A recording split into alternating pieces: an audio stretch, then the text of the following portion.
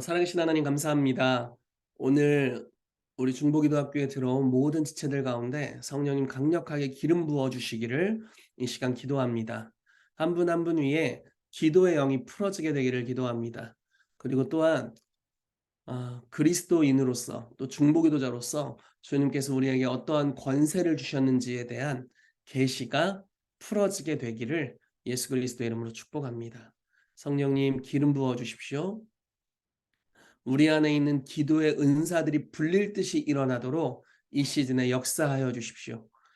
특별히 HIM 컨퍼런스를 통해서 많은 사도와 선지자들이 와서 이 한국에 대해서 아주 중요한 메시지들을 나눠주셨는데, 주님, 이러한 메시지들을 우리가 듣고 그냥 은혜 받는 수준으로 그치지 않고 국가를 위한 기도로, 또 나라를 위해서, 또 도시를 위해서, 교회들을 위해서 기도하는 영역으로 전환되는 그러한 은혜가 풀어지게 되도록 성령님 우리 가운데 역사하여 주시옵소서.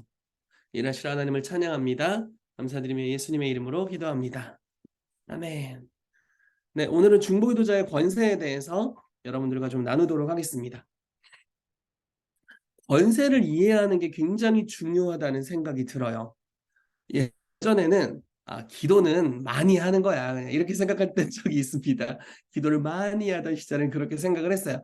물론 기도를 많이 하는 것도 너무 중요합니다. 그런데 내가 어떤 권세를 가지고 기도하는지를 인지하는 건 완전히 다른 차원으로 우리를 인도해 갈 수 있어요.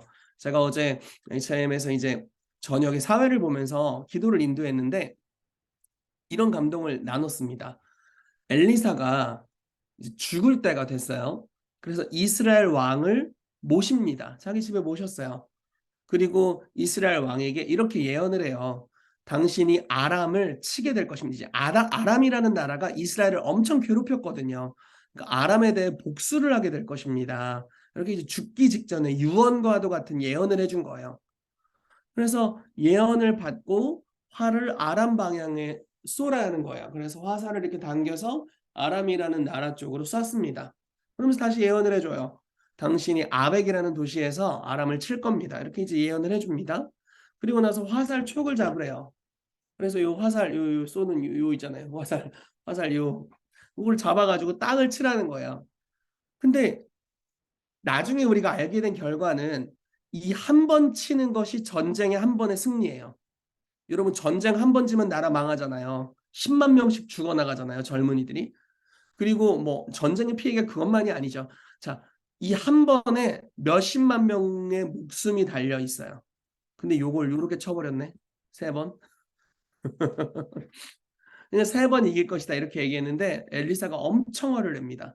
대여섯 번은 쳐야 아람이 망했을 건데 왕이 그렇게 했냐. 너 지금 네 주제 파악이 안 되는 것 같다. 이렇게 얘기한 거예요, 사실. 너는 네가 지금 어떤 권세를 가지고 있는지 몰라. 이 카이로스의 시간에 지금 하는 행동이 얼마나 중요한지를 왜 모르냐. 이렇게 이야기를 한 것입니다.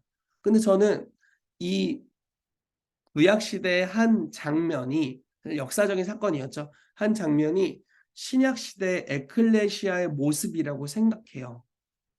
그러니까 우리가 세 번 쳤다는 소리가 아니라 우리가 기도하는 것의 중요성, 그리고 우리가 하는 이 기도, 합심의 기도, 그리고 예언적인 행위들, 두세 사람이 주의 이름으로 모였을 때 그 장소에 주님이 입회하시고 그 입회하신 장소에서 믿음의 사람들이 선포하는 이 선포들이 사실 그 나라의 법과 제도를 바꿀 수 있는 능력이 있는데 그거를 인지하는 자는 솔로몬과 같이 행동할 거예요. 주님, 제가 왕이 되었는데 제 직임이 너무 중합니다. 저에게 지혜를 주십시오. 이렇게 구하잖아요. 그러면서 하늘의 지혜를 받게 되고 왕으로서의 권위를 오롯이 하나님의 영광을 위해 사용할 수 있도록, 또 백성들을 위해 사용할 수 있도록 하나님으로부터 능력을 부여받고 가장 강성한 국가가 되었습니다. 근데 반면에 이 이스라엘, 북이스라엘 왕은 자기의 부르심, 정체성을 깨닫지 못해요. 그 현장에서 자기의 그 어리석은 행동이 이 이스라엘 백성 전체에게 얼마나 악영향을 미칠지를 알지 못했다라는 것입니다. 나중에 이제 좀 나누게 되겠지만요. 여러분, 저와 여러분들은 이 땅의 주인으로서 부르심을 받았습니다. 하늘은 여호와의 하늘이라도 땅은 인생에게 주셨도다라고 말씀하셨어요. 우리는 가끔 이렇게 이야기를 하죠. 하나님, 왜 우리에게 이런 일을 허락하셨나요? 보통 이런 말들은 안 좋은 일이 있을 때 하는 말이에요. 주여, 왜 우리에게 이런 일을 허락하셨나요? 근데 주님이 허락했을까요? 자, 시편 말씀을 다시 말씀드릴게요. 하늘은 여호와의 하늘이라도 땅은 인생에게 주셨도다. 땅에서 일어나는 모든 일들은 사람이 많은 책임을 갖고 있습니다. 특히 교회가 아주 많은 책임을 갖고 있어요. 그래서 교회가 어떻게 반응하는지에 따라서 이 땅의 역사가 어떻게 되는지 주님께서 맡기셨다라는 것입니다. 그래서 저와 여러분들의 손에 달려 있다라는 것입니다. 그래서 중보기도자의 권세를 이해하는 것, 우리가 어떤 권세를 가지고 있는지를 이해하는 게 너무너무 중요합니다. 강의안을 보면서 가보도록 할게요. 중보기도 사역을 하기에 앞서 하나님께서 중보기도자에게 주신 권세가 어떠한지를 알게 된다면 우리는 훨씬 더 효과적인 중보기도 사역을 할 수 있을 것입니다. 이방인 백부장이 있었죠. 자신의 권세를 이해하고 있었어요. 내가 내 군사더러 이리로 가라 하면 이리로 가고 저리로 가라 하면 저리 갑니다. 주여, 우리 집까지 오시는 건 너무 부담스러우니까 말씀만 하옵소서. 완전히 이해하고 있었잖아요. 자, 그러므로 그는 자기 하인을 고치기 위해 예수님의 방문을 필요로 하지 않고 그분의 말씀, 권세에 의한 명령만으로도 치유가 될 것이라고 믿었고 실제 그의 하인을 구원할 수 있었습니다. 그는 실제로 중보한 것입니다. 그리고 예수님께서는 이 사람의 믿음을 가리켜 큰 믿음이라고 하셨습니다. 이와 같이 효과적인 중보기도 사역을 위해서는 우리가 어떤 존재이고 어떠한 권세를 가지고 있는지부터 시작해야 합니다. 무턱대고 하는 많은 기도보다는 가진 것을 유심히 살펴보고 그 위치에서 기도하는 것이 중요합니다. 오늘 강의를 통해서 중보기도자가 어떤 권세를 가지고 있는지 알아보도록 하겠습니다. 예전에 그 이라크랑 아무튼 어느 나라랑 전쟁을 하는데 이라크 쪽이었던 것 같아요. 이라크에서 미사일을 쐈는데 자기 미사일이 어디에 떨어졌는지 미국 뉴스를 보고 알았대요. 무슨 얘기를 하는 거냐면 기도를 많이 하는 것만이 중요한 게 아니라는 거예요. 우리가 어떤 권세를 가졌는지, 그러니까 어떤 미사일을 가졌는지 알아야 하고 그 사거리가 어디까지인지 알아야 하고 그 정밀 타격을 해야 되는 거죠. 정확하게 초점을 가지고 기도할 필요가 있습니다. 그래서 이 권세에 대해 이해하는 게 너무너무 중요합니다. 자, 하나님께서 중보기도자에게 또 좀 구체적으로는 사람을 향해서 본래 어떤 계획을 가지고 계셨는지 자 보도록 하겠습니다. 시편 115편 16절 말씀에는 하늘은 여호와의 하늘이라도 땅은 사람에게 주셨도다 라고 말씀합니다. 하나님께서는 땅을 사람에게 맡기셨습니다. 사람은 하나님을 대표하여 이 땅을 맡은 청지기입니다. 우리가 사람이 창조된 목적을 살펴보면 그 성경 구절들에서 이 땅에서 하나님을 대표하는 자로 부르심 받았다는 것을 알 수 있습니다. 그래서 땅을 사람에게 주셨기 때문에 땅에서 일어나는 일의 책임이 사람에게 있다는 것을 우리가 볼 수 있습니다. 자, 창세기 1장 26절에서 28절이에요. 하나님이 이르시되 우리의 형상을 따라 우리의 모양대로 우리가 사람을 만들고 그들로 바다의 물고기와 하늘의 새와 가축과 온 땅과 땅에 기는 모든 것을 다스리게 하자 하시고 하나님이 자기 형상 곧 하나님의 형상대로 사람을 창조하시되 남자와 여자를 창조하시고 하나님이 그들에게 복을 주시며 하나님이 그들에게 이르시되 생육하고 번성하여 땅에 충만하라 땅을 정복하라 바다의 물고기와 하늘의 새와 땅에 움직이는 모든 생물을 다스리라 하시니라. 네, 이 말씀을 보시면 우리의 형상과 우리의 모양대로 사람을 만들고라고 말씀하셨습니다. 자, 하나님이 아담을 창조하셨고 자기 형상에 따라 남자 여자로 창조하셨죠. 그리고 하늘과 땅이 그분의 것인데 이 땅에 대해서 통치권을 아담과 후손에게 위임하셨다라는 겁니다. 하나님의 창조함을 받은 모든 만물들은 하나님의 영광을 반영하고 있고 하나님의 명령에 순종을 합니다. 만약 하나님께서 아담과 그의 후손이 하나님을 대표하기 위한다면 그들을 위한 어떤 조치를 취하셔야 된다는 거예요. 왜냐하면 하나님의 명령에 순종하게 되어 있으니까. 그러므로 하나님께서 아담과 그의 후손들에게 하나님의 형상과 모양을 따라 창조하셨다라는 겁니다. 하나님의 형상과 모양으로부터 다스리는 권세가 나오게 됩니다. 자, 형상이라는 단어를 살펴보겠습니다. 형상이라는 단어는 그림자, 환형, 환상의 개념을 담고 있는 히브리어 쩔렘입니다. 환상이란 보고 있다고 생각하지만 좀 더 가까이 보면 자신의 눈이 자신을 속였음을 발견하게 되는 그런 물체입니다. 그러니까 이렇게 생각한 거예요. 아담이 저기서 걸어오면 나 하나님인 줄 알았어. 이렇게 이제 생각하게 되는 거예요. 이게 웃자고 하는 이야기인데 예전에 이제 저희 제일 친한 우리 목사님이 이바울 목사님이라고 저희 교회 동역하시는 목사님이 계세요. 근데 이제 아들이 굉장히 독특합니다. 바울 목사님 아들이 아주 독특한 공유라는 아이가 있어요. 그 아이가 어린이집에 다닐 때였는데요. 어린이집 차에서 내려서 이제 어린이집 차에 내려서 아빠가 이제 저기서 오고 있고 얘가 내려서 선생님이랑 같이 아빠를 기다리는 거예요. 근데 아들이 뭐라고 얘기했냐면 곰이 달려오고 있다 이렇게 얘기했대요. 멀리서 봤을 땐 곰이었지만 가까이서 봤을 때는 아빠였습니다. 이제 뭐 이런 거예요. 곰의 형상인 줄 알았답니다. 네, 아무튼 곰의 형상이긴 합니다. 우리 바울 목사님이. 네. 그러니까 아담을 봤을 때 와, 하나님인 줄 알았어. 이렇게 착각하는 수준의 모습이었다라는 거라고 생각하시면 될 것 같아요. 자, 두 번째 모양이라는 단어는요. 히브리어로 데무트라는 단어고요. 비교하다 라는 의미를 가진 어근 다마에서 유래한 단어입니다. 아담은 하나님과 비교될 만한 존재였다라는 거예요. 진짜 놀랍지 않나요? 하나님과 비교할 만큼의 존재였을까? 자, 세 번째 영광. 네. 시편 8편 5절 말씀입니다. 그를 하나님보다 조금 못하게 하시고 영화와 존귀로 관을 씌우셨나이다. 하나님보다 조금 못하게 하셨대요. 조금. 조금 못하게 했답니다. 그러니까 엄청난 존재였던 것 같아요. 그렇죠? 여러분 그 로마서 말씀에 우리가 잘 아는 말씀이 있습니다. 모든 사람이 죄를 범하였으면 하나님의 영광에 이르지 못하더니 그럼 죄를 범하기 전에는 뭔가요? 하나님의 영광에 근접한 존재였다. 하나님의 영광과 존귀로 관을 쓰고 있었다. 이렇게 표현할 수 있겠죠? 그리고 지금 여러분들은 뭘까요? 모든 사람이 죄를 범하였으면 하나님의 영광에 이르지 못한 상태인가요? 아니에요. 우리는 하나님의 영광으로 다시 둘러져 있습니다. 그리고 우리가 수건을 벗은 얼굴로 주의 영광을 보매 그와 같은 형상으로 변화하여 영광에서 더 큰 영광으로 나아간다. 라고 고린도후서 말씀에 말씀하고 있어요. 그래서 우리가 주님의 임재를 만날 때마다 계속 변화되는 거예요. 계속 변화됩니다. 제가 중학교 때 주님을 만났어요. 좀 진하게 만났습니다. 하나님의 임재를 체험하고 방언을 받고 주님을 만났는데 뭐 뜨거운 불을 체험했다 막 이런 거는 아니었어요. 근데 굉장한 평강을 경험했습니다. 그리고 그날 바로 변화됐어요.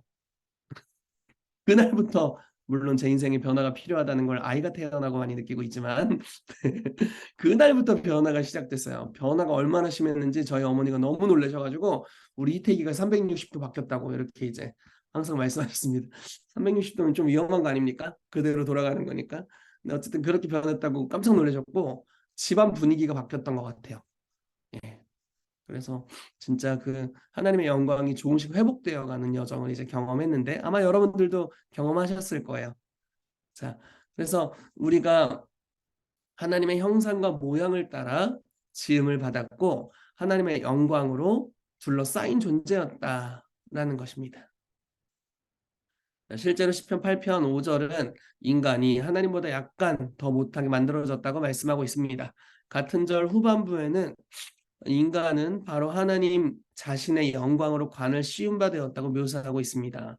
신학적으로 이야기하자면 영광으로 번역된 히브리어 카보드는 문자적으로 무거운 혹은 비중 있는 이라는 의미를 지니고 있습니다. 물론 이 의미는 권위의 개념과 연결됩니다. 아담은 이 땅에서 큰 무게를 지니고 있었습니다. 그는 온전한 권위를 가지고 하나님을 대표했습니다. 그는 이 땅의 책임자였습니다. 자, 영광이라는 헬라 헬라어 독사 역시 이제 독사가 그 뱀이 아니라 헬라어 독사가 이제 히브리 영광이라는 뜻을 가지고 있습니다. 네, 카보드만큼 시사하는 바가 많은 단어입니다. 이것은 인식의 개념을 포함하고 있대요. 좀 더 명확하게 말하자면 영광이란 어떤 사물이나 사람의 본질적인 모습을 인식할 수 있게 해주는 것입니다. 성경에서 인간의 하나님의 영광이라고 네, 언급이 되어 있죠. 남자는 하나님의 영광이다 뭐 이렇게 표현되어 있는데요. 그것은 하나님이 인간 안에서 인식되었음을 뜻하는 말입니다. 그래서 우리를 볼 때 하나님을 볼 수 있게 되는 그 이제 아담이 그런 존재였다라는 거죠. 왜 그랬나? 그래야만 인간이 하나님을 정확히 대표할 수 있었기 때문에. 자, 피조물들이 아담을 바라보았을 때 그들은 하나님을 보고 있는 것으로 여겨졌습니다. 실제로 그랬죠. 자, 아담이 범죄하여 하나님의 영광에 이르지 못하게 되기 전까지 아담은 하나님을 대표했습니다. 하나님은 이제 더 이상 타락한 인간에게서 인식되지 않습니다. 좀 안타까운 이야기입니다. 다시 인간을 통해 하나님이 인식되도록 하기 위해서는 우리가 영광에서 영광으로 점점 더 하나님의 형상으로 변화될 필요가 있습니다. 자, 지금까지 이야기를 정리를 해보면 아담은 하나님과 비교할 만한 존재였거나 하나님을 닮은 존재였고요. 하나님과 너무 닮은 나머지 하나님이 아담 안에서 환영처럼 비치도록 하셨고 하나님은 아담 안에서 인식되었는데 이것은 아담이 이 땅에서 무게를 지닌 존재였음을 의미하는 것입니다. 아담은 이 땅에서 하나님의 뜻을 다시 나타내 보여줌으로써 하나님을 대표했습니다. 아담은 이곳에서 하나님의 통치자 혹은 하나님의 경영자, 왕이었죠. 자, 땅은 아담에게 위임된 것이었으며 아담의 책임하에 혹은 아담의 관리 아래 놓이게 되었습니다. 아담은 파수꾼 또는 관리인이었습니다. 이 땅이 잘 되느냐 못 되느냐 하는 것은 아담과 그의 후손에게 달려 있었습니다. 자, 이게 너무 중요한 이야기예요. 이 땅이 뭐가 잘 안 되고 있을 때 하나님 왜 그렇게 하셨어요? 라고 질문할 게 아니라는 거예요. 왜냐면 권위가 최종적으로 아담에게 왔기 때문에. 그래서 숙제는 이겁니다. 하나님의 형상을 회복하고 하나님이 주신 통치권을 사용할 때 이 땅이 하나님이 원하시는 수준대로 변화될 수 있다라는 것입니다. 자, 권위에 대한 이야기. 권위가 어떻게 아담으로부터 사단에게 빼앗겼고 다시 예수 그리스도를 통해 우리에게 오게 되었는지에 대한 스토리를 잠시 이야기를 하도록 하겠습니다. 아마 여러분들이 많이 알고 계실 거라고 생각해서 대략 나누도록 할게요. 자, 아담은 이 땅에 권위를 가진 존재였습니다. 이 권위는 너무나 완전하고 최종적인 것이었기 때문에 하나님이 아니라 아담이 그 권위를 다른 누군가에게 내어줄 수 있었어요. 안타까운 이야기죠. 누구한테 줍니까? 뱀에게 줍니다. 뱀. 뱀에게 이 권위를 나눠주게 됩니다. 로마서 6장 16절 말씀에 너희 자신을 종으로 내주어 누구에게 순종하든지 그 순종함을 받는 자의 종이 되는 줄을 너희가 알지 못하느냐. 혹은 죄의 종으로 사망에 이르고 혹은 순종의 종으로 의에 이르느니라. 그래서 누구에게 순종하든지 그 사람의 종이 된다. 이렇게 표현하고 있죠. 네, 아담과 하와가 사단에게 순종했습니다. 그리고 본인이 타락했을 때 땅에 대한 권위를 사단에게 빼앗기게 되었어요. 그러면 강연 다음 페이지에 보시면 누가복음 4장 6절 7절 말씀이 있습니다. 이 말씀은 예수님이 광야에서 시험을 받으실 때의 말씀이죠. 자, 말씀을 보시면 예수님에게 절하라고 이야기해요. 대건방지죠. 나한테 절해라. 근데 절하면 뭘 줄 거냐? 내가 이 모든 권위와 그 영광을 너에게 주겠다. 그러니까 세상을 다스리는 권위와 영광을 보여주고 이걸 주겠다고 한 거예요. 예수님이 여기에 대해서 웃기지 마라, 그건 네게 아니다, 이렇게 말씀하지 않으세요. 그냥 인정하세요. 그리고 심지어 요한복음의 많은 부분에 예수님께서는 사단을 가리켜 이 세상 임금이라고 표현하셨습니다. 이 세상 임금이에요. 근데 원래 여러분 이 세상 임금이 누굽니까? 아담과 사람들이에요. 그런데 그 권위가 사단에게 내어주게 되었으므로 사단이 이 세상 임금이 됩니다. 그리고 예수님의 십자가의 죽으심과 부활하심이 있기 전까지 임금 노릇을 했어요. 그러니까 성경적으로는 인류 역사를 약 6,000년 정도로 보고 있습니다. 지금까지를. 예수님께서 그러니까 언제야? 한 4,000년 역사 가운데 인류 역사 한 4,000년 역사 가운데 오신 거예요. 4,000년 동안 사단의 권위 아래 인류가 놓여 있었다. 와, 파괴시킬 수 있는 여지가 얼마나 많았을까요? 그렇죠? 사단의 권위 안에 인류가 놓여 있었습니다. 뭐 이스라엘이 하나님의 성민으로서 택함을 받고 붙잡힘을 받았음에도 불구하고 구약 시대 한계로 인해서 많은 어려움이 있었는데 그렇지 않은 민족들은 훨씬 더 파괴적이었을 거란 말이죠. 제가 이런 이야기를 들었어요. 미국의 한 지역에 동성애자들이 막 모인대요. 그래서 중보기도자들이 영적 전쟁을 하기로 결정하고 그 지역의 역사를 연구했습니다. 어떤 거를 발견하게 됐냐면 그 지역에 복음이 증거되기 전까지 인디언들이 살고 있었는데요. 그 인디언들은 식인을 하는 인디언들이었어요. 근데 그들이 이제 타 종족과 전쟁을 하기 직전에 남성들이 이게 자기의 남성성을 강화시킨다고 믿고 서로 남성들끼리의 성관계를 맺었다는 거예요. 그리고 그게 우상숭배의 하나의 모습이었습니다. 그래서 그렇게 관계를 맺고 전쟁을, 그러니까 그 신을 받는 거죠. 그리고 전쟁에 나가서 승리하면 그들을 먹어버렸대요. 그러니까 말도 안 되는 행태들이 있었는데 어 그 이제 미국의 그 지역에 이제 사람들이 이주하게 되고 들어오게 되면서 전쟁이 일어나면서 그 인디언이 다 없어졌어요. 세상에서 사라졌답니다. 근데 그 죄가 심겨졌잖아요. 그러니까 그 스피릿이 남아 있는 거예요. 아직 한 번도 회개케 된 적 없는 그 죄가 그 땅의 영계를 더럽히고 있습니다. 마태복음 16장 말씀에는 이런 부분들을 그 음부의 권세, 지옥의 문이라고 표현합니다. 지옥의 문이 지역 곳곳마다 설치되어 있어요. 여러분 대한민국도 복음이 들어온 지가 100년 좀 넘었습니다. 그러면은 인류 6,000년 역사 가운데 네, 한 5,900년 정도 마귀의 통치 가운데 있었다라고 보시면 돼요. 얼마나 많은 핏부림과 죄들, 마귀가 설치해 놓은 덫들 이런 거 얼마나 많겠어요. 그렇죠? 근데 이런 것들을 이 중보기도자들이 발견하고 하나하나 풀어주어야 합니다. 그럴 때 이 땅이 훨씬 더 변화되는 역사가 일어나게 될 거예요. 이번에 HM 강사로 신디 제이콥스 목사님이 오셨습니다. 주님이 이분에게 열방을 치유하는 것에 대해서 알려주시면서 이렇게 말씀하셨대요. 신디, 너 축사할 때 어떻게 하니? 근데 이분의 멘토 중에 하나가 엘리아우스를 창립하신 존 샌드포드예요. 존 샌드포드가 신디의 멘토거든요. 그러니까 이 내적 치유나 축사에 대한 지혜가 있으니까 이렇게 얘기를 한 거예요. 회개를 하고 영을 축사하죠. 이렇게 얘기를 했대요. 그거를 국가적으로 할 수 있단다. 이렇게 알려주셨어요. 그래서 회개한다라는 건 지역의 이제 어떤 지역적으로 조상들의 죄를 회개하는 게 될 수 있겠죠. 시대마다 쌓여 있는. 그래서 이 죄를 회개하고 영적 전쟁하고 그 민족에 있었던 상처들을 어루만져주고 이런 사역들을 하니까 진짜 지역의 영들이 축사되면서 놀라운 부흥들이 일어나는 것을 경험하고 열방을 치유하는 것에 대한 사역을 시작했다는 이야기를 들었습니다. 자, 그래서 이 사단에게 빼앗긴 이 권세로 말미암아서 인류가 얼마나 심각한 타격을 입게 되었는지 네, 아주 잘 나오고 있습니다. 그리고 아담이 이 권위를 사단에게 내어주어서 이제 땅을 다스리는 권세를 내어주어서 아주 어려운 일이 있었죠. 그런데 우리가 이제 좀 생략을 해서 얘기를 하자면 예수님께서 이렇게 말씀하셨어요. 인자가 온 것은 잃어버린 자를 찾아 구원하려 합니다. 이렇게 이제 삭개오를 구원하시면서 말씀하셨거든요.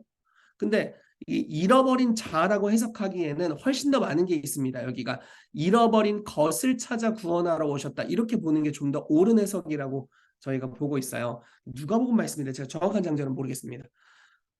누가복음에 이런 말씀이 있어요. 잃어버린 자를 찾아 구원하려 합니다. 이런 말씀이 있습니다. 근데 이걸 잃어버린 것으로 해석해야 좀 더 맞는 거예요. 자, 어떤 걸 잃어버렸습니까?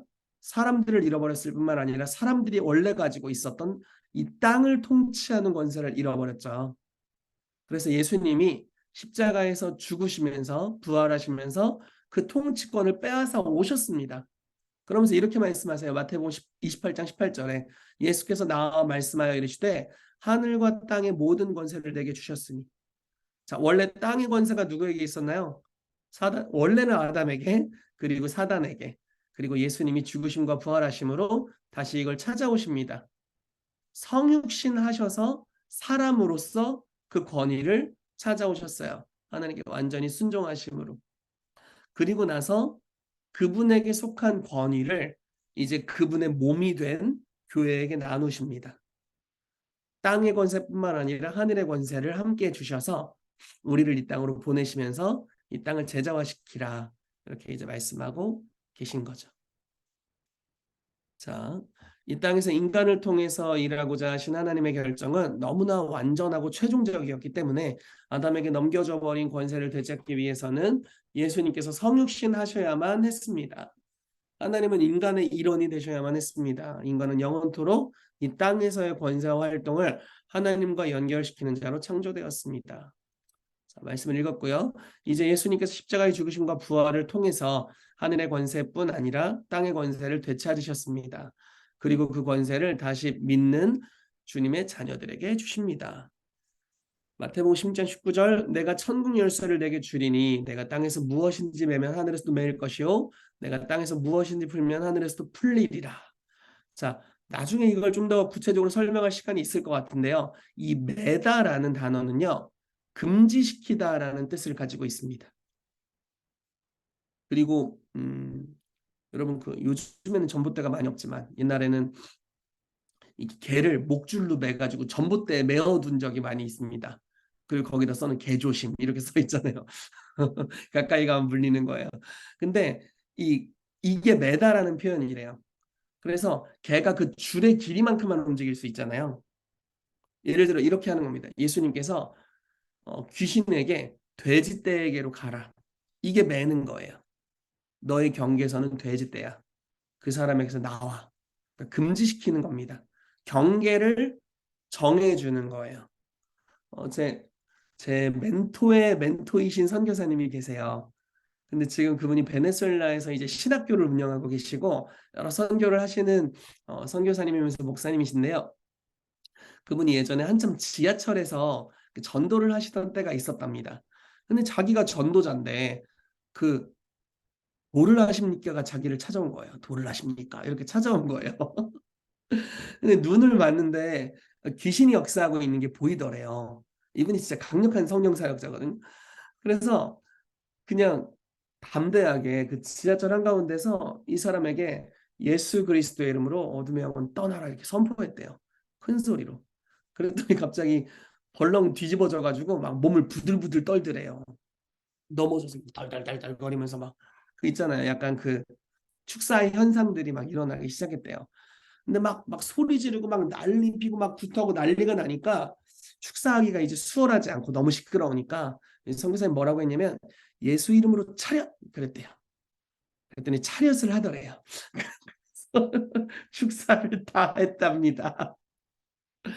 이런 이야기 들었어요. 이게 너무 재밌는 일이죠. 그러니까 금지시킬 수 있습니다. 금지시킬 수 있어요. 제가 최근에 이제 축사를 했을 때 그 말을 통해서 이제 성도의 성대를 통해서 이게 귀신이 이야기하는 경우들이 있잖아요. 저는 그걸 별로 좋아하지 않습니다. 제가 속해 있는 엘리하우스에서는 그 사역을 금지시켜요. 왜냐하면 하나님의 성전을 조금이라도 사단이 사용하게 해서는 안 된다. 이제 이런 지론을 저희가 가지고 있어요. 근데 이제 우리 성도님이었는데 이제 축사 현상이 일어나면서 막 자꾸 더 센 놈 데려오라고 이렇게 계속 얘기를 했어요. 더 센 놈 데려와 막 이러면서 막 욕하고 막 이런 좀 어려운 상황이었습니다. 그래서 제가 이제 축사를 하러 들어가서 그 정신이 있거든요. 그런 상태여도. 그래서 목소리를 주지 마라. 네 거고 주님의 것이다. 이렇게 이제 이야기를 해줬고요. 버티려고 노력을 하더라고요. 이제 명령을 했습니다. 사단아, 너는 사랑하는 딸의 성대를 사용할 수 없다. 그래서 이제 끝났어요. 그리고 나서 이제 말을 못 하더라고. 그리고 나서 축사를 했더니 금방 떠나갔어요. 이런 것들이 매다, 금지시키다라는 그 의미를 가지고 있는 단어라고 보시면 됩니다. 근데 이것을 우리가 좀 더 이제 개인적인 축사 사역 이상으로 사용할 수 있는 거죠. 어둠의 영들에 대해서, 지역의 영들에 대해서 사용할 수 있습니다. 자, 풀다라는 단어는요. 이제 땅에서 무엇인지 풀면 이렇게 표현되어 있으니까요. 풀다라는 단어는 허락하다라는 뜻을 가지고 있어요. 금지시키다, 허락하다. 예를 들어 뭐 하늘에 허락된 것을 이 땅에 허락하는 거죠. 하늘에 있는 치유를 이 땅에 풀어놓습니다. 이렇게 할 수 있겠죠. 하늘에 있는 화목함을 우리 가정에 풀어놓습니다. 이렇게 이제 할 수도 있겠고요. 그래서 천국에 있는 무엇이든지 이 땅에 풀어놓을 수가 있습니다. 자, 그러려면 뭘 알아야 될까요? 천국에 뭐가 있나를 알아야 될 거예요. 네, 그러면 천국에 있는 걸 풀어놓을 테니까. 자, 이 말씀을 조금 더 해석을 해드려 볼게요. 내가 땅에서 무엇이든지 매면 하늘에서도 매일 것이요 땅에서 무엇이든지 풀면 하늘에서도 풀리리라 이렇게 되어 있는데, 자, 원어적으로는 이런 표현입니다. 땅에서 무엇이든지 매면 하늘에서 매여 있는 것이 매일 것이요 땅에서 무엇이든지 풀면 하늘에서 풀려 있는 것이 풀리리라. 표현이 너무 좀 헷갈릴 수 있는데요. 자, 우리는 이걸 볼 때 이렇게 생각할 수 있어요. 아, 땅이 좀 더 주체적이구나. 그러니까 땅에서 내 맘대로 다 매면 하늘에서 탁 승인을 해주는구나. 근데 그게 아니라 하늘에서 금지되어 있는 것을 우리가 무엇인지 분별하고 땅에서 그것이 금지될지어다라고 선포하면 하늘에서 그걸 승인해 주실 것이고, 하늘에 무엇이 풀어져 있는지를 분별해서 원래 풀어져 있는 것들을 이 땅에서 선포하면 하늘에서 풀어주시는 것을 승인해 주실 것이다. 이런 식으로 해석하는 게 좀 더 옳은 표현이라고 볼 수 있습니다. 그래서 여러분들이 천국을 자주 방문하시면 좋을 것 같아요. 저도 자주 가고 싶네요. 우리가 이제 천국의 시민권을 가진 자라고 성경에 이야기하고 있잖아요. 그래서 하늘에 무엇이 있는지, 그리고 우리가 천국 열쇠를 가지고 있다고 하니까 열쇠를 가지고 좀 들어가서 거기 있는 걸 좀 봐야 되겠습니다. 여러분, 열쇠는 옛날 고대 시대의 열쇠는요, 열쇠를 줬다는 건 그 안에 있는 모든 것을 합법적으로 사용할 수 있는 권한을 주었다는 이야기예요. 요즘은 열쇠 많이 안 쓰죠. 저희 집도 이 번호키입니다. 띠띠띠띠 누르면 들어와요. 근데 제가 예를 들어 여러분들에게 저희 집 그 카드키를 드렸다. 그러면은 여러분들에게 우리 집에 있는 모든 것들을 사용할 수 있다라고 말씀드리는 거예요. 안타깝게도 저희 집은 자가가 아니라서 여러분들이 사용하실 수 없지만 네. 만약 열쇠를 드리면 사용하실 때 내가 만약에 차 키를 드렸다. 그러면은 내 차를 마음대로 쓰세요. 이렇게 얘기하는 겁니다. 천국 열쇠를 예수님이 주셨다라는 것은 천국에 있는 모든 것이 다 너의 것이다라고 말씀하시는 것입니다. 그래서 그걸 우리가 깨달은 만큼 사용할 수 있습니다. 제가 예전에 이제 부산에 사역을 가서 사역을 하는데 주님 이런 감동을 주시는 거예요. 거기 그 모임에 한 40명 정도가 모여 있었는데 청소년 아이들이었습니다. 청소년 아이들 철야기도 모임이었어요. 되게 기특하지 않나요? 청소년 애들이 철야기도 하려고 40명이나 모여 있어요.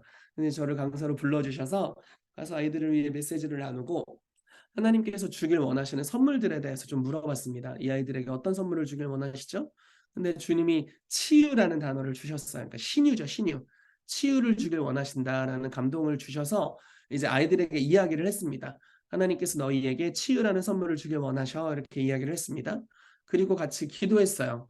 그리고 치유가 필요한 사람을 위해서 우리가 기도하자 했는데 그날 그 모임에 참여했다가 넘어져서 그 반기부스를 하고 온 친구가 있었어요. 근데 되게 기특하지 않나요, 이 친구도? 여러분, 중학생이 교회 오다가 넘어졌어요. 그 불만 불평을 하면서 집으로 가는 게 보통 맞잖아요. 근데 교회로 온 거예요. 반기부스를 하고. 그러니까 보통 애가 아니죠. 그래서 우리 너부터 기도하자 이렇게 했습니다. 그때 저희가 큰 원을 이렇게 둘러서 앉아 있었어요. 그 아이가 가운데로 나오다가 그냥 치유돼 버렸어요. 손도 안 얹었는데 그냥 지발로 걸어오다가 치유돼서 기부스 풀고 다시 들어갔습니다. 반기부스니까 이제 풀어서 들어갔어요. 이런 것이 천국이 풀어지는 거라고 믿어요. 그러니까 천국에 치유라는 선물이 있다는 걸 저희가 알고 있고 하나님이 그것을 여기 주길 원하신다는 걸 알았잖아요. 그리고 믿음으로 선포했고 그렇게 될 줄로 믿는 거예요. 항상 여러분 줘야 믿는 게 아니라 믿음은 주십니다. 기도하고 무엇인지 받은 줄로 믿으라. 그러면 그대로 되리라. 이렇게 이제 성경의 순서잖아요. 그래서 우리가 믿음으로 구했고 받은 줄로 믿었고 이제 받았으니까 써먹어 보자 하고 초대를 했더니 그냥 치유돼 버린 거예요. 그러면서 그날 엄청 많은 치유들이 우리 가운데 일어나게 됐습니다. 자, 천국 열쇠를 사용할 때는 우리 가운데 주신 권세가 무엇인지, 천국에 뭐가 있는지, 다른 말로 해서 하나님이 얼마나 권세가 있는지를 깨달으면 되는 것 같아요. 아버지 권세, 내 권세. 네. 저희 부모님한테 밭이 있습니다. 보상받을 땅이 있어요. 저는 항상 그것에 이렇게 침을 발라놔요. 대전에 있거든요. 그래서 항상 이게 저희 자주 지나다니는 동네에 있어요. 예수님, 저 땅은 내 땅입니다. 나의 유산. 이렇게 항상 선포하면서 다닙니다. 부모님이 기분 나빠하지 않으세요. 그냥 괜찮아 하세요. 하도 얘기를 해가지고 아빠 거는 다 제 거예요. 저희 부모님 성격에 사회에 환원하실 분들은 아니고 아빠 건 제 겁니다. 그러면 로마서 8장 말씀에 우리가 그리스도와 함께한 상속자고 하나님의 상속자다라고 말씀하고 있어요. 그래서 하나님이 어떤 걸 가지셨는지를 안다면 그게 여러분들 겁니다. 천국이 주님의 소유잖아요. 그리고 천국엔 질병이 없어요. 질병이 즉 매여 있어요. 금지되어 있습니다. 분열이 금지되어 있어요. 그렇죠? 그리고 치유가 풀어져 있고 영생이 풀어져 있고 화목함이 풀어져 있고 자유가 풀어져 있고 희락이 풀어져 있고 온갖 좋은 것이 천국에 다 풀어져 있습니다. 그게 다 여러분들 거예요. 그리고 그것을 중보기도자로서 이 땅에 풀어낼 수 있는 합법적인 권한을 여러분들이 갖고 있습니다. 이 땅에 천국이 임하도록 할 수 있는 권위가 여러분들에게 있다라는 것입니다. 마태복음 13장에 거의 마지막 절에 이렇게 나옵니다. 마지막 절은 아닌데 거의 끝부분에 천국의 제자된 서기관마다 옛 것과 새 것을 그 곳간에서 내어오는 집주인과 같으니라. 자, 저와 여러분들은요 천국의 서기관된 제자들이래요. 근데 이들은 뭘 하냐면요 집주인같이 천국에서 막 가지고 나올 수 있대요. 집주인같이 내가 집주인인 양 가지고 나올 수 있다라는 것입니다. 그게 상속자된 저와 여러분들의 권세 그리고 중보자들인 저와 여러분들의 권세인 줄로 믿습니다. 자, 쭉 보도록 하겠습니다. 하나님께서 세상을 창조하실 때부터 이 땅에서 인간과 독립적으로 일하시는 것이 아니라 인간들을 통해서 일하시기로 작정하셨습니다. 그분은 인간과 하나가 되는 대가를 지불하면서까지 항상 그렇게 하셨고 앞으로도 그렇게 하실 것입니다. 여러분 한번 생각을 해보세요. 아담이 실패했잖아요. 그러면 타락하지 않는 인간이 실패했으면 우리는 얼마나 더 실패할 여지가 많겠어요. 우린 이미 타락으로부터 시작되었는데 이미 뭐 사실 의를 얻었지만 우리의 시작은 타락으로부터 시작됐잖아요. 근데 주님께서는 한 번 말씀하셨던 인간의 부르심에 대해 취소하신 적이 없으시다라는 거예요.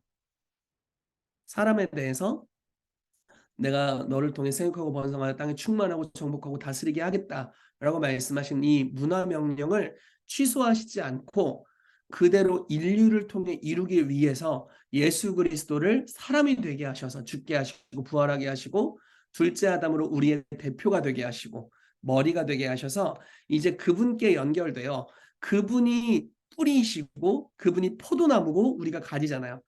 그분이 의로운데 내가 별로 의롭지가 않았는데 연결돼서 의로워 버렸어요. 무슨 말인지 이해되세요? 그분이 치유자예요. 나는 치유자가 아닌데 그분께 연결되어서 그분의 치유의 속성이 내 삶에 흘러왔어요. 그분은 천국의 주인이세요. 나는 천국에 들어갈 자격이 없었는데 그분과 접붙여졌기 때문에 이제 나도 천국의 소유주가 됐다라는 거예요. 그분과 연결됨으로 인해서 그분이 의도적으로 사람이 되셔서 이 모든 것을 취하심으로 우리도 그 안에서 우리의 원래 부르심, 아담의 그 부르심이 회복될 수 있게 되었습니다. 네. 자자자자 어디까지 갔더라? 네. 하나님은 주권자이시고 모든 능력을 가지신 분이라 할지라도 이 땅의 일들에 대해서는 인간들을 통해 일하시기로 자신을 제안하셨다고 성경은 우리에게 분명하게 말씀하고 있습니다. 여기에 기도가 필요하다는 거예요. 왜냐하면 하나님은 사람을 통해서 일하기로 결정하셨기 때문에. 자, 요하네슬레가 위대한 말을 했습니다. 우리는 하나님이 없이는 아무것도 할 수 없다. 그러나 하나님은 우리와 함께하지 않고는 아무 일도 하지 않으신다. 비슷한 말인 것 같은데 조금 뭐가 다르죠? 우리는 하나님이 없으면 아무것도 못해요. 근데 하나님은 우리와 함께하기로 결정하셨기 때문에 우리가 함께하지 않으면 아무것도 안 하세요. 왜냐면 이 땅은 인생에게 주셨기 때문에. 가끔 이런 생각 하잖아요. 아, 뭐 구원받을 사람들 다 알아서 구원받겠지. 성경은 그렇게 이야기하고 있지 않죠. 복음을 전하는 자들의 발이 얼마나 아름다운고라고 이야기를 하면서 보내심을 받지 않았으면 어찌 전파하리요. 전파하지 않으면 어떻게 구원받겠냐. 이렇게 표현을 합니다. 즉 복음을 누군가는 전해야 하나님을 대신해서 복음을 전하는 자들이 있어야 구원받는 자가 일어난다라는 거예요. 영혼이 구원받는 것이 오롯이 하나님의 책임이 아니라 교회가 복음을 증거할 때 구원받을 수 있다. 자, 교회가 기도할 때, 교회가 중보기도자로 서서 기도할 때 이 나라의 많은 변화들이 일어날 수 있습니다. 사도행전에 보면요, 헤롯이 갑자기 미쳐가지고 막 사람을 막 죽입니다. 야고보를 죽였어요. 이 야고보는 요한의 형 야고보, 네, 사도 요한의 형이었던 야고보를 갑자기 칼로 죽입니다. 근데 유대인들이 너무 기뻐하는 거예요. 교회가 여태 기도했을까요? 기도했겠죠. 초대교회니까 기도를 얼마나 많이 했겠어요? 근데 그때 당시의 기도로 야고보를 보호할 수 없었던 것 같아요. 자, 그 사건이 일어나고 베드로를 옥에 가둡니다. 그리고 나서 죽을 날을 받아놨어요. 그러니까 처형 일자가 잡혔습니다. 그리고 교회는 이전보다 더 기도합니다. 참 이게 참 멋진 것 같아요. 더 기도한다는 게 교회는 옛날보다 더 기도해. 초대교회 뭐 기도에 힘썼다 나오는데 더 기도해 버려요. 그러니까 어떤 일이 발생하죠? 천사가 옥에 방문해요. 베드로를 풀어줍니다. 그리고 베드로가 도망갔어요. 그리고 이 주동자였던 헤롯이 얼마 뒤에 죽어요. 그리고 나서 하나님의 말씀이 흥황하여 세력을 얻으니라 이렇게 나오면서 부흥이 또 다른 차원으로 일어나게 됩니다. 여러분 더 많은 기도는 더 많은 일을 할 겁니다. 자, 성경에 이런 얘기가 있죠. 주여 왜 우리는 쫓아내지 못하였나이까 기도 외에 이런 유가 나가지 않느니라. 이거 아주 단순한 표현이에요. 기도 더 많이 해. 나갈 거야. 아주 단순한 표현입니다. 기도해. 나갈 거야. 주님, 주의 뜻이 왜 아직 이루어지지 않나요? 기도해. 기도해. 이런 유가 나가지가 않아. 더 기도해. 이렇게 하시는 거예요. 더 기도할 때 더 많은 일들이 일어날 수 있게 될 겁니다. 왜냐하면 주님은 사람을 통해서 이 땅에서 일하기로 결정하셨고 이 기도라는 매개체를 통해서 일하기로 결정하셨기 때문이에요. 자, 연구해 볼 만한 성경 구절들 세 가지를 적어왔는데요. 첫 번째 이제 엘리야의 기도입니다. 여러분 열왕기상 18장 초반을 보면요. 하나님이 말씀하세요. 내가 온 지면에 비를 내릴 것이다. 3년 반의 가뭄이 있었어요. 그리고 엘리야에게 주님이 비를 내리겠다고 말씀하셨어요. 그러면 엘리야는 뭘 하면 돼요? 그냥 하고 비가 언제 내리나 하고 기다리면 되잖아요. 근데 그렇게 반응하지 않습니다. 어떻게 합니까? 아하방을 찾아가요. 갈멜산으로 사람을 모아라. 그리고 이스라엘 재단을 회복하고 하늘에서 불을 떨어뜨립니다. 그리고 나서 바로 했던 행동이 갈멜산에서 기도를 하는데 비가 올 때까지, 그러니까 손바닥만한 구름이 일어날 때까지 7번 기도하는데 그 기도의 자세가 여인이 해산하는 자세였습니다. 저는 저희 집 애가 이제 자연주의 출산을 통해 태어났어요. 그래서 제가 이제 출산 현장에 같이 참여했습니다. 저희 와이프가 저를 젖뜯으면서 애를 낳았어요. 야 이러면서 애를 낳습니다. 그래서 이제 보통은 일반 그냥 병실에서 애를 낳으면 누워 있는 상태로 낳잖아요. 근데 힘이 이렇게 안 들어온다고 하더라고요. 그래서 뭐 촉진제도 맞지 않고 그냥 진통을 한 3일 겪으면서 애를 그냥 하고 나와버렸어요. 근데 이렇게 앉아 있는 자세로 거의 기도하는 자세로 애를 낳더라고요. 그게 이게 힘이 잘 들어온대요. 저희 아내한테는 자세가 편했대요. 그래서 이제 이렇게 낳는데 우리 아들이 키는 좀 큰 편이었는데 머리 크기가 상위 5%였답니다. 아주 고생을 했어요. 아내가 죽을 뻔했습니다. 네. 어쨌든 애를 낳는데 엘리야가 기도했던 자세가 이스라엘 여인들이 출산하는 자세였습니다. 두 무릎 사이에 머리를 넣고 기도했다고 이제 성경이 표현되어 있어요. 자, 출산하는 자세로 종을 시켜서 너 저기 가서 구름 떴나 봐. 또 봐, 또 봐. 7번까지 가라. 이렇게 얘기했습니다. 7번 완전수잖아요. 즉, 기도로 비를 낳고 있었어요. 다른 말로 표현을 해볼게요. 약속이 하나님의 예언의 말씀이 오더라도 저절로 이루어지는 것이 아닙니다. 약속의 말씀이 선포되면 이 땅의 주님은 사람을 통해서 일하기로 결정하시고 특별히 기도를 통해서 일하기로 결정하셨기 때문에 기도해야 비가 와요. 네. 그래서 기도가 너무너무나 중요합니다. 자, 다니엘서 9장도 비슷한 내용이죠. 하나님이 다니엘이 기도를 시작한 첫날 가브리엘과 천사들을 보내셨습니다.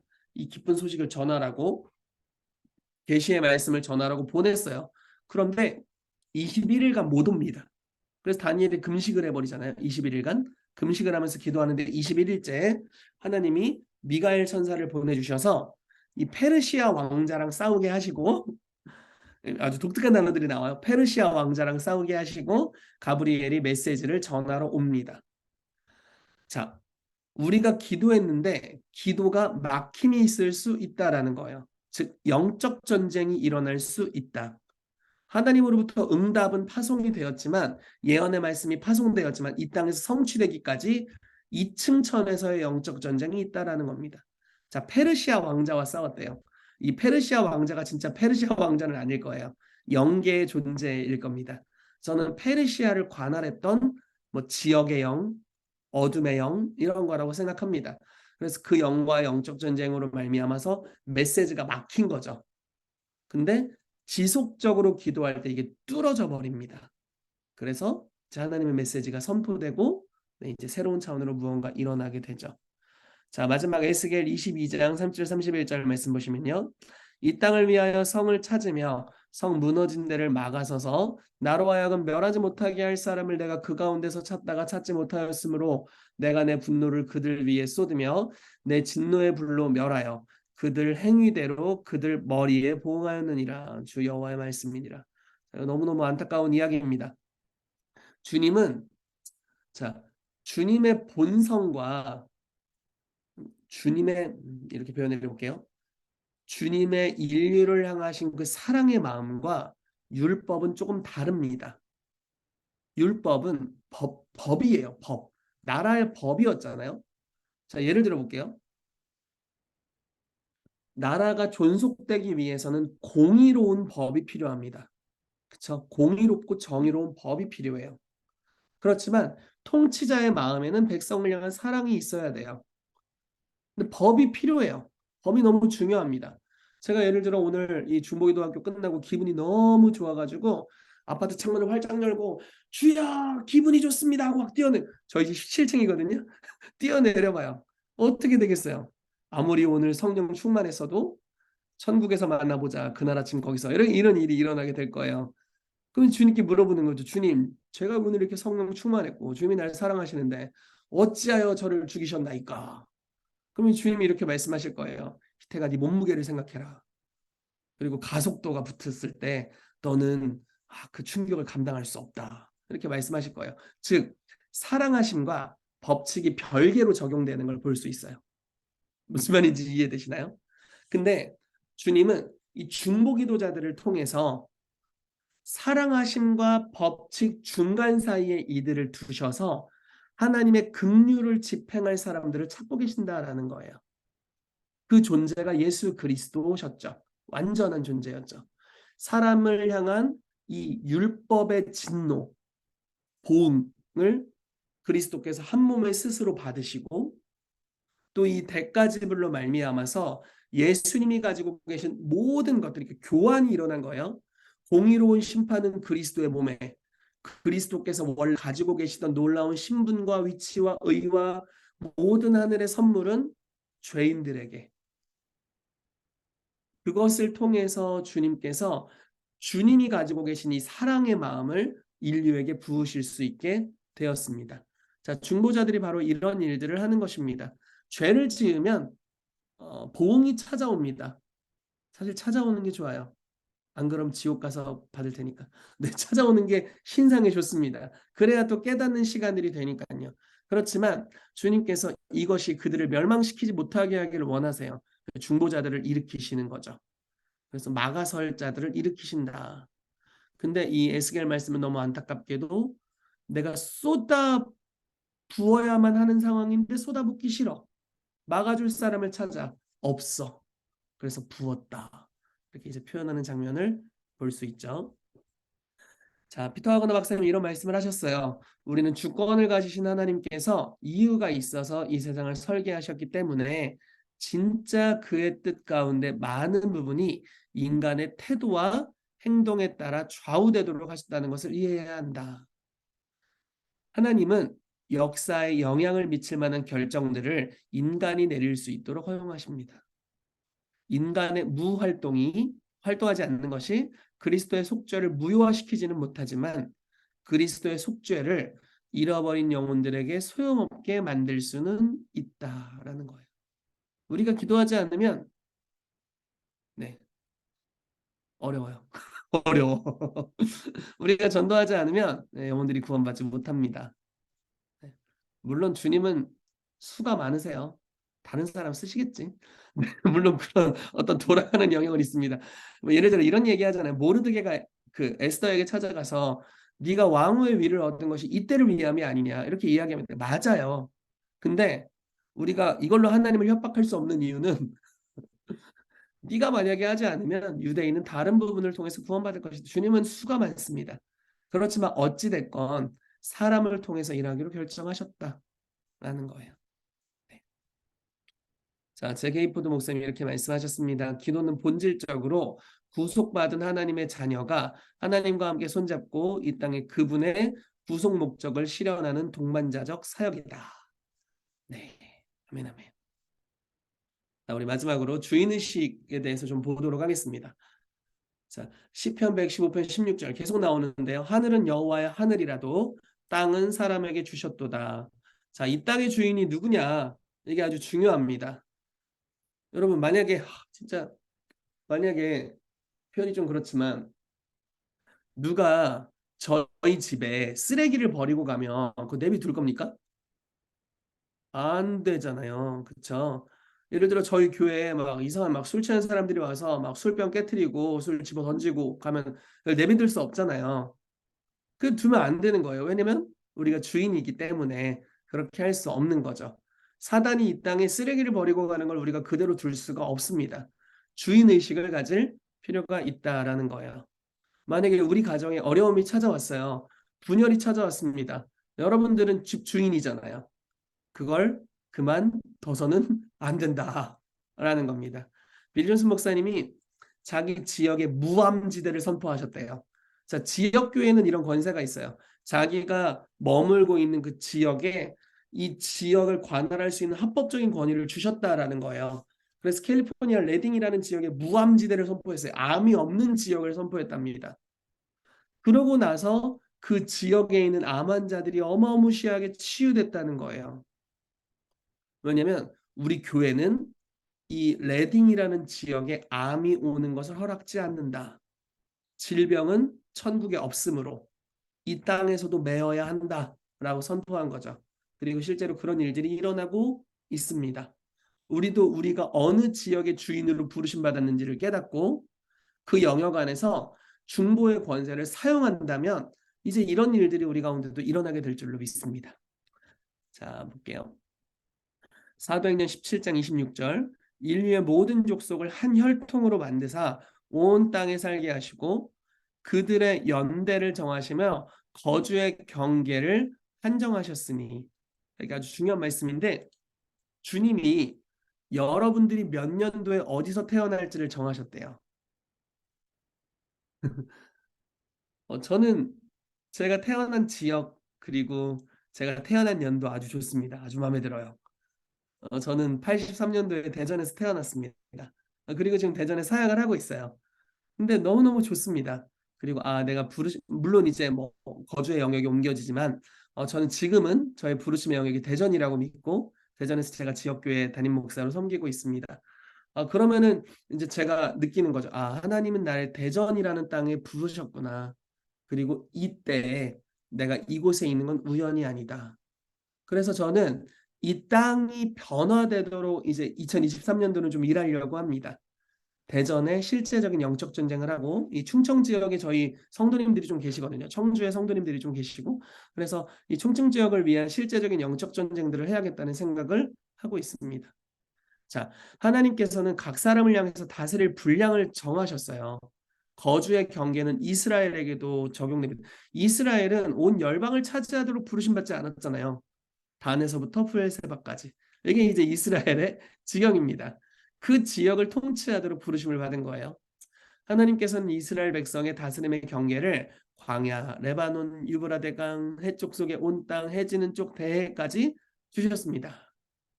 네. 그리고 작은 일에 충성할 때 더 큰 분량의 통치의 권한을 받게 되죠. 저와 여러분들에게도 어떤 권한을 주셨어요. 우선 먼저 작게 시작할 거예요. 그래서 여러분들이 믿음으로 선포하면 그 믿음의 선포가 영향력을 미치는 공간이 아마 각기 다를 겁니다. 예를 들어서 신디 제이콥스가 국가들을 향해서 막 예언을 하시잖아요. 그리고 이번에 제가 제이님이랑 신디 제이콥스를 보면서 진짜 많이 은혜를 많이 받았는데 너무너무 멋진 거예요. 이 어머님, 그 어머니 뻘이더라고요. 이 어머님들이 아주 멋지시더라고요.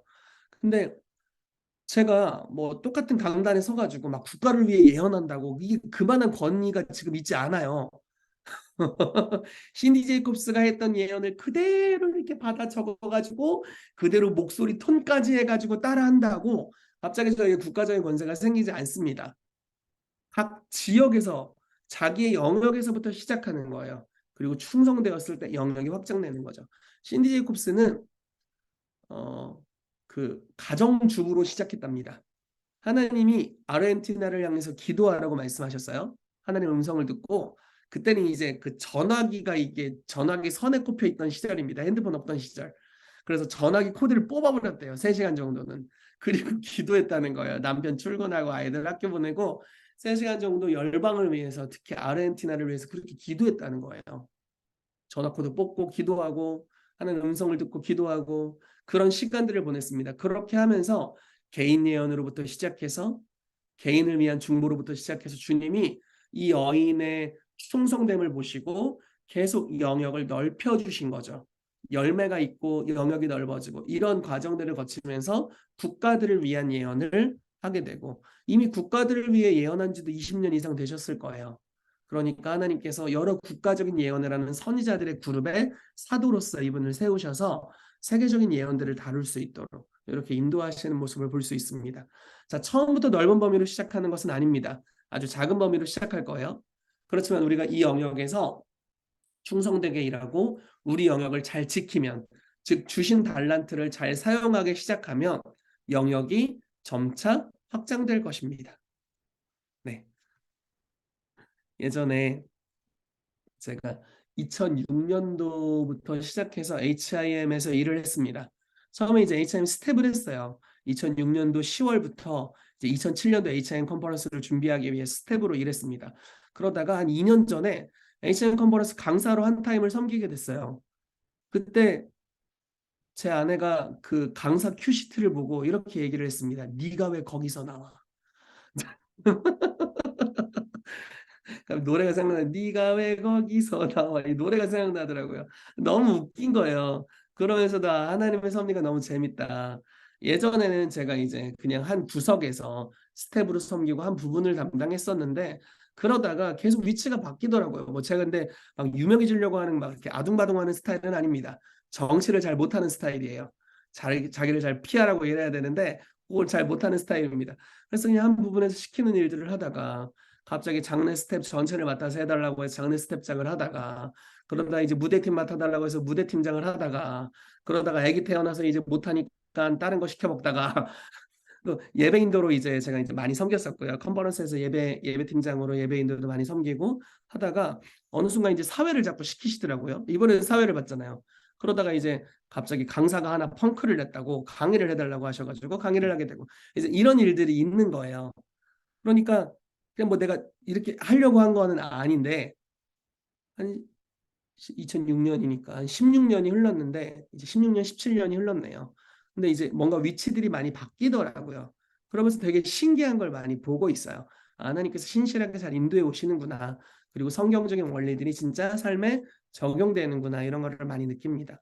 그래서 작은 일에 충성될 때, 즉 우리에게 지금 맡기신 나의 가정, 완전히 나의 영역인 곳들이 있잖아요. 이 영역들에서 우리가 잘 파수꾼으로서 세워져 있고 하늘의 것들을 풀어내고 하늘에서 금지된 것들을 이 땅에 금지시키는 일들을 충성되게 하면 이 영향력이 점차 퍼져가는 것들을 느낍니다.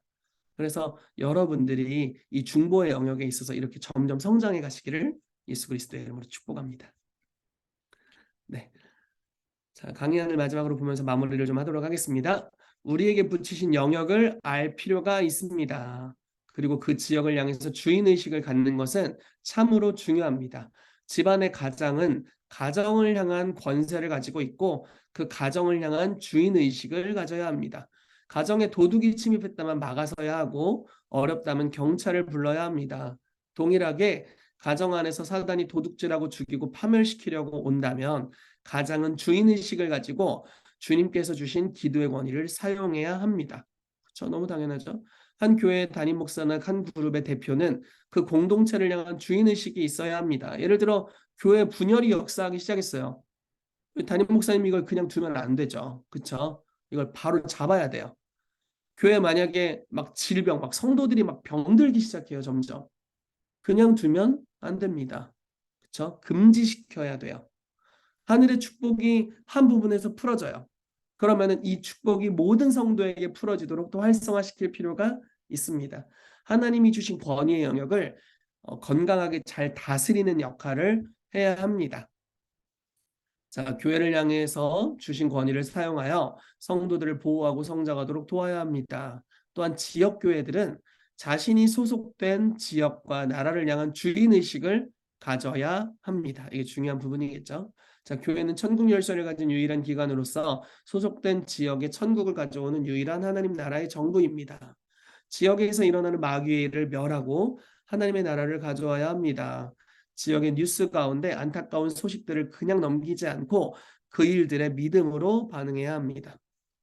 자, 또한 우리는 하나님께서 나라를 제자하기 위해 교회를 이 세븐엠 영역, 7영역입니다. 7영역에 부르셨다고 믿습니다. 뭐 다 외울 수 있으려나 모르겠네. 정부, 경제, 교육, 언론, 미디어, 연예, 예술, 그리고 등등. 네. 7영역이 있어요. 등등. 뭘 얘기했는지도 기억이 안 나요, 지금. 네. 등등 있습니다. 세븐엠 영역이 있는데 아마 저와 여러분들이 부르심 받은 각 영역이 있을 거예요. 저는 종교 영역에 부르심이 있기 때문에 종교 영역에서 오히려 어느 정도 권위가 있습니다. 그렇지만 경제 영역으로 가면 별로 권위가 없어요. 그렇죠? 근데 어떤 분들은 제가 아는 목사님은 의사 선생님이세요. 의사인데 목회를 하고 계세요. 그래서 이제 우리 아는 사람들끼리 가끔 이야기를 합니다. 병원에서 목회를 하시는 게 훨씬 영향력이 있으실 것 같은데 왜 목회를 하실까? 뭐 이런 이야기를 가끔 종종 농담처럼 주고받고는 합니다. 왜냐하면 그분이 이제 직원이 한 30명 이상이 되시는데 그 직원들에게 굉장히 영향력이 있으시죠. 왜냐하면 의사쌤이니까 거기 원장님이니까요. 그래서 거기에 영향력이 있으시니까 거기에 부르시면 훨씬 더 큰 영향력이 있죠. 어떤 분은 이제 교수님이세요. 그래서 그 학교에서 대학에서 더 영향력이 있죠. 교회에서보다는요. 그래서 자기의 영향력의 영역들이 있고 자기에게 허락된 학생들, 연구하는 영역들 뭐 등등해서 거기에 중보자로 부르심을 받았다는 거예요. 통치하는 자로 부르심을 받았다는 겁니다. 그렇다는 건 주인의식을 가지고 이 영역에 들어올 것과 들어오지 말아야 할 것을 결정할 수 있는 권한이 그분들에게 있다는 거예요. 아주 작게는 우리 몸부터 시작할 수 있을 겁니다. 그렇죠? 내 몸은 이제 내 거잖아요. 하나님과 내 겁니다. 그래서 우리가 우리 몸에 무엇이 들어올 수 있는지 무엇이 들어올 수 없는지 우리의 마음에 무엇이 들어오고 들어올 수 없는지를 결정하는 것으로부터 자기를 지키는 것으로부터 시작할 수 있을 것입니다. 그렇게 더 넓어져서 가정에 더 넓어져서 어디에 이렇게 하게 되면 주님께서 우리를 부르신 그 부르심의 영역에서 영역이 확장될 줄로 믿습니다. 자, 마지막입니다. 성도들은 이 땅에서 하나님을 대표합니다. 사람은 하나님의 형상과 모양, 영광으로 둘러싸여 있는 존재였고 빼앗겼던 영광과 권위는 예수 그리스도로 말미암아 회복되었습니다. 이제 교회와 성도들은 기도를 통해서 이 땅에서 하나님을 대표해야 할 특권과 책임을 갖습니다. 모든 성도에게는 권세를 부여받은 영역이 있고 그 영역에서 충성될 때 더 높은 차원의 권세를 받게 됩니다. 우리를 부르신 영역에서 하나님을 대표하도록 합시다. 마귀의 일을 멸하고 하나님의 나라가 임하도록 합시다. 천국 열쇠를 사용하도록 합시다. 하나님께서 우리의 기도를 통해 일하실 것입니다. 아멘. 네, 제가 잠시 기도하고 우리 Q&A 시간 좀 짧게 갖도록 하겠습니다. 살아계신 아버지, 이 시간 중보기도자로서의 권세와 능력들에 대한 계시를 우리에게 주시기를 기도합니다. 이것이 우리에게 아주 실제적인 믿음으로 임하도록 역사해 주시옵소서. 그래서 주님, 우리가 기도할 때 주님이 어떤 일들을 행하실 수 있는지, 이스라엘 왕이 화살촉을 한 번 칠 때 어떤 일이 일어날 수 있는지, 두세 사람이 주의 이름으로 모이고 주님이 거기 계실 때 교회가 사도와 선지자의 터 위에 모여서 하나님 에클레시아로서 이 땅에 대해서 믿음으로 손을 올릴 때, 거룩한 손을 올릴 때 주님이 어떤 일들을 행하실 수 있는지 중보기도자의 위치와 권세에 대해서 깊이 있게 깨닫는 은혜가 풀어지게 되기를 기도합니다. 주님, 우리가 우리의 권세를 깨달을 때 우리의 삶에 들어온, 우리의 지경에 들어온 이 도둑들을 잡는 분별의 영이 임하게 되기를 예수 이름으로 축복합니다. 주님, 우리가 주인의식을 갖지 않을 때는 그냥 뭐 그럴 수 있지라고 생각했던 것들이 이제 우리가 주인의식을 가지게 될 때 다르게 보이는 것이 있을 거라고 믿습니다. 하나님, 영분별을 주십시오. 오지 말아야 할 것들을 막아버리는 은혜를 주십시오.